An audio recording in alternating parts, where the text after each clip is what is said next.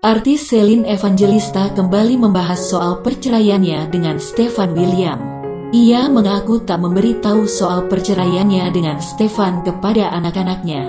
Meski tak tahu kedua orang tuanya bercerai, anak-anak Celine Evangelista seringkali menanyakan keberadaan ayahnya. "Anak-anak gue masih kecil, ada 4, yang cewek 2. Yang sama Stefan cowok 2, kata Celine. Gue gak bilang kalau gue bercerai, tapi pada saat gue berpisah rumah, mereka sering nanyain Dedi, gue bilang sama yang gede-gede," sambungnya. Wanita 29 tahun ini lebih memilih meminta maaf kepada anak-anaknya karena tidak bisa memberikan keluarga yang sempurna.